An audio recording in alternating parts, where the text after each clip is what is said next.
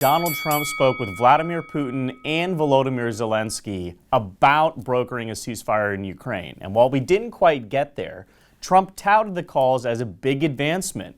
Ukraine and Russia will now engage directly for the first time in years. And Trump talked about all these new economic opportunities for Russia and the United States once a ceasefire is underway. But this illustrates exactly what Trump is getting wrong about this entire conflict. He's treating the situation in Ukraine like one of his trade wars. But Vladimir Putin doesn't give a damn about restoring trade with the U.S. or any of the Western countries for that matter. He is solely focused on restoring a Soviet empire as one of the greatest powers in the world.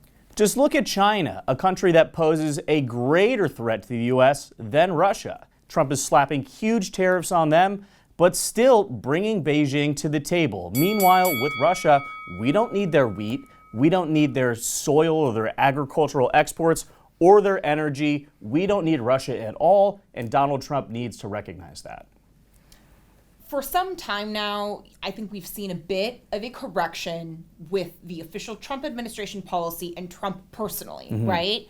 Vladimir stopped allowing Scott Bessent to finally cement that Ukraine minerals deal. There has been a recognition that, in fact, the party that started the war is not incredibly interested in ending the war, right? But still, Trump has always had this optimism where I can make a deal. And I think the threats of walking away from having a peace negotiation, the only person that harms is the Ukrainians, right?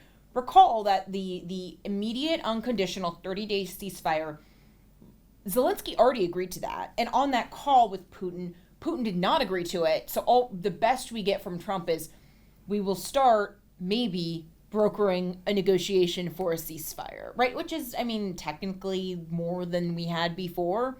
But look, in the long run, something that I think we need to remember is while Putin does harbor these, we plan our, similar to Beijing, he's thinking in terms of centuries, in terms of legacy. The UN projects that in the worst case scenario, Russia's population will have halved by the beginning of the next century.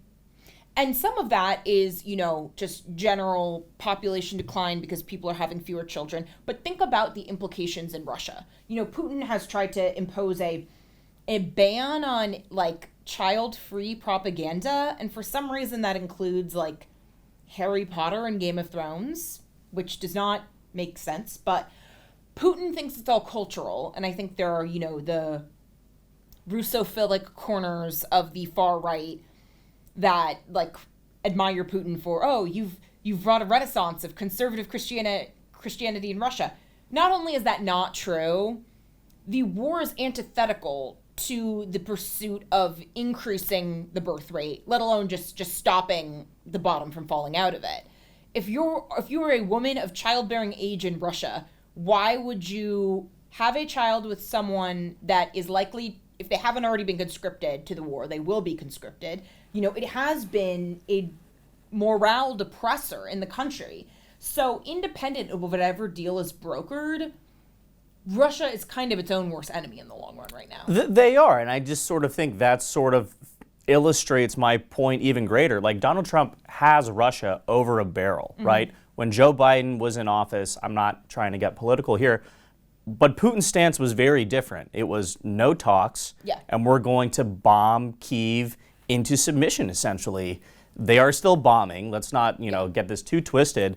But again, he's talking to the United States. He's talking to Ukraine. Donald Trump still has bullets in the clip that he can use, right? Sanctioning secondary purchasers of Russian oil. Thank you. Yeah, exactly. The U.S. sanctions are only stopping roughly half of the shadow fleet, running the Russian oil and really fueling the war machine. He can get this done. He just wants to be sort of frenemies with everyone, right? He's portraying himself as a strong man. It's time for him to step up and actually be the people that some of these leaders, are truly afraid of, rather than, the affable guy from over in New York City or something like that.